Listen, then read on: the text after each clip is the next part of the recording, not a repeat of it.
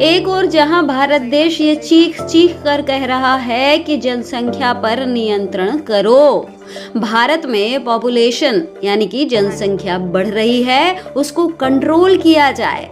लेकिन दूसरी तरफ एक पाकिस्तान से आई महिला जिसका नाम है सीमा हैदर, उसका भारत में रहने का कोई अता पता ठिकाना नहीं है। लेकिन ये महिला लगातार जनसंख्या में वृद्धि करी जा रही है।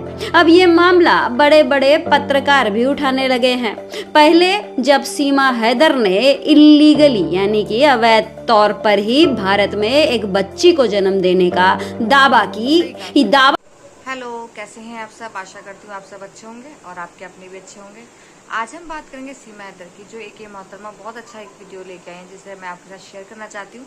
तो वीडियो को स्किप मत कीजिएगा, पूरा देखिएगा। अगर आपको मेरा वीडियो अच्छा लगे देखने बस एक लाइक जरूर कीजिएगा। चैनल पर नए हैं तो प्लीज़ सब्सक्राइब कीजिएगा, शेयर कीजिएगा। तो आइए वक्त ज़ाया ना करते हुए इन मोहतरमा का ये वीडियो क्लिप, जिसमें कितनी खूबसूरती से सारी चीज़ों के बारे में क्लियर बता रही हैं। तो आइए फ्रेंड देखते हैं। एक और जहां भारत देश ये चीख चीख कर कह रहा है कि जनसंख्या पर नियंत्रण करो। भारत में पॉपुलेशन यानी कि जनसंख्या बढ़ रही है, उसको कंट्रोल किया जाए। लेकिन दूसरी तरफ एक पाकिस्तान से आई महिला जिसका नाम है सीमा हैदर, उसका भारत में रहने का कोई अता पता ठिकाना नहीं है। लेकिन ये महिला लगातार जनसंख्या में वृद्धि करी जा रही है। अब ये मामला बड़े बड़े पत्रकार भी उठाने लगे हैं।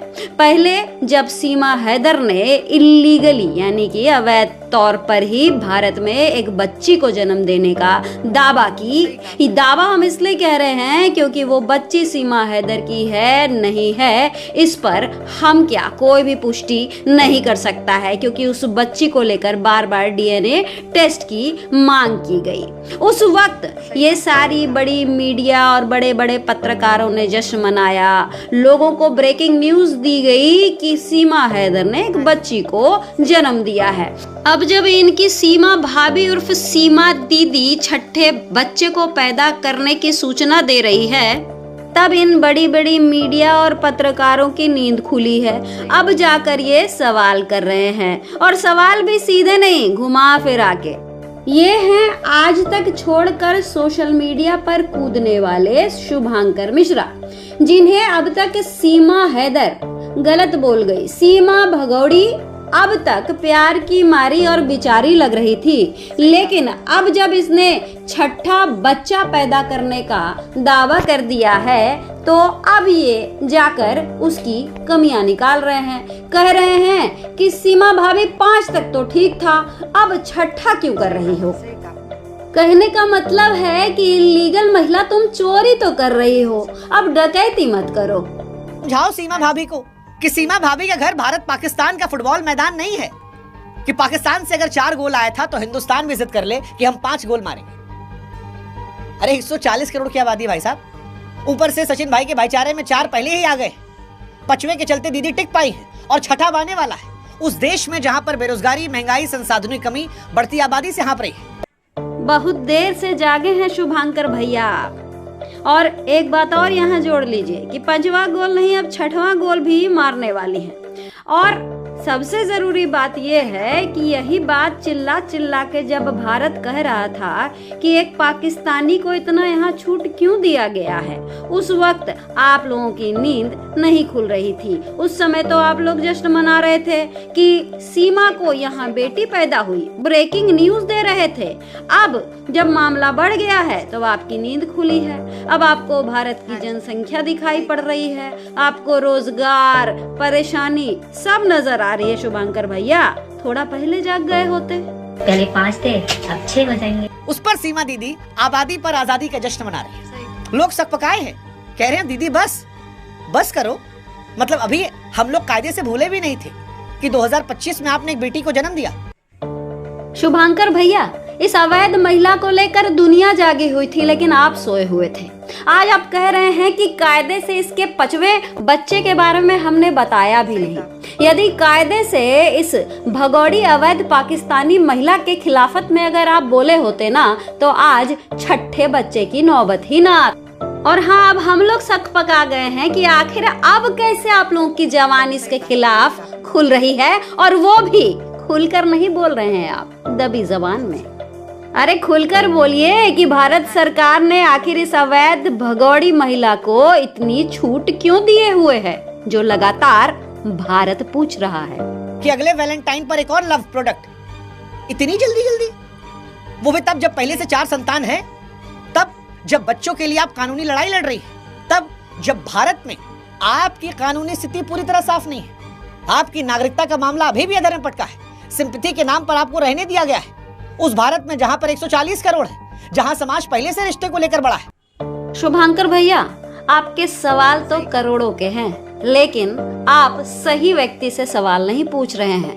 ये इतना सारा जो ताना बाना अवैध महिला बुन रही है, उसको परमिशन किसने दिया है? ये कहती है कि भारत में ये अपना घर बना रही है, ये कहती है कि इसने 5 बच्चा पैदा कर लिया, अब 6ठा करने वाली है। ये सब करने के लिए इसको परमिशन कौन दे रहा है? एक बार इलाके के विधायक जी से भी तो सवाल पूछ लेते, और नहीं तो योगी जी से पूछ लीजिए ना कि लगातार जो अवैध चीजों पर वो बुलडोजर चलाते हैं, ये अवैध महिला को काहे रखे हुए हैं अपने प्रदेश में? दीदी 4 से 5 बात तो समझ में आई थी, लेकिन 5 से 6 कौन सी आजादी दीदी? ये एक महिला के सिर्फ माँ बनने खबर नहीं है, ये वो कहानी है जिसने पिछले 2 सालों में भारत, पाकिस्तान, नेपाल कई सवाल खड़े किए। ये वो कहानी है जो बढ़ते आबादी पर सवाल खड़े करती है, महिला के शरीर को लेकर स्वास्थ्य दृष्टिकोण सवाल खड़े करती है। ये वो कहानी है जो भारत में संसाधनों की कमी के पीछे बेतहाशा प्यार में रोज इजहार और सिस्टम को आईना दिखाती है। और आज इसीलिए इस कहानी पर सवाल पूछना जरूरी है।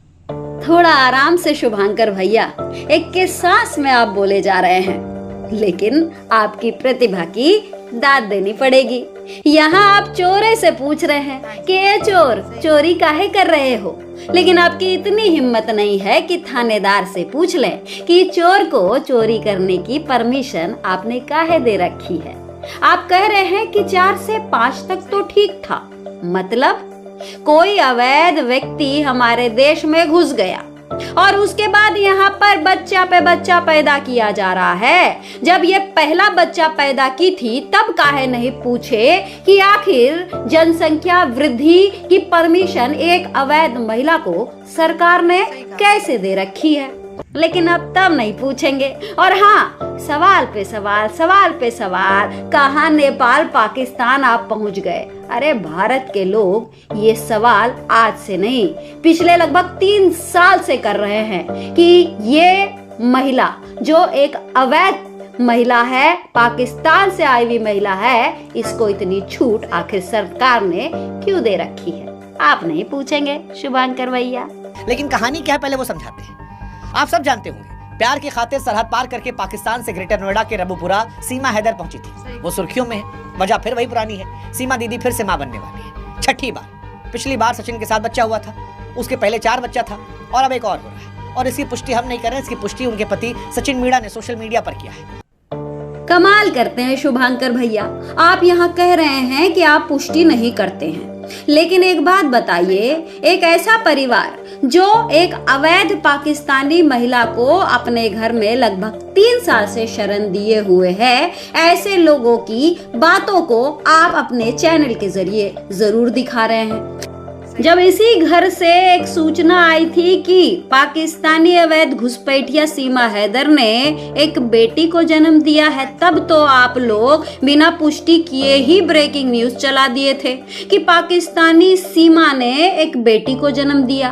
क्या तब आप लोग की जिम्मेदारी नहीं बनती थी कि 2 सवाल पूछें? एक तो ये कि एक पाकिस्तानी महिला भारत में बिना परमिशन के सब कुछ कैसे किए जा रही है, दूसरा ये 5वां बच्चा अगर यहाँ पैदा कर रही है तो क्या जनसंख्या वृद्धि नहीं हो रही है? आप लोग तब नहीं पूछे।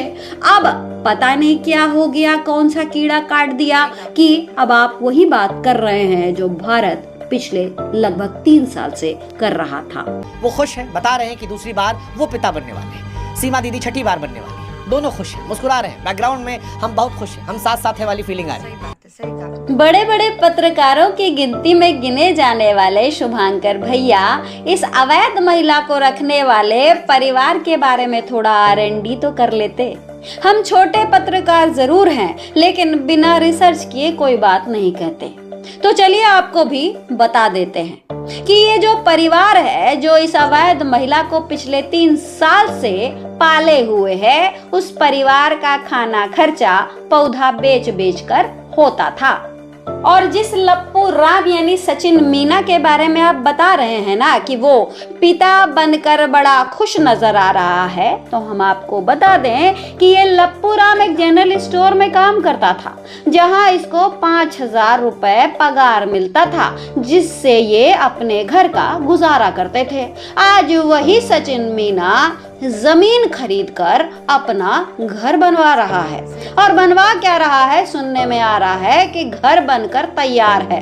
अब यहाँ इनसे पूछेंगे कि इतना पैसा कहाँ से आया?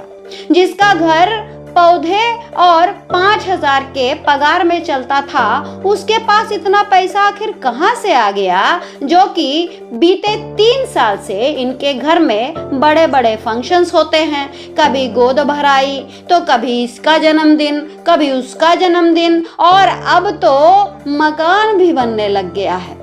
जरा सोचिए कि जिंदगी भर मेहनत करने के बाद कोई व्यक्ति अपना घर किसी तरीके से खरीद पाता है, लेकिन यहाँ तो जमीन भी खरीदा गया और साथ में मकान भी बनकर रेडी है।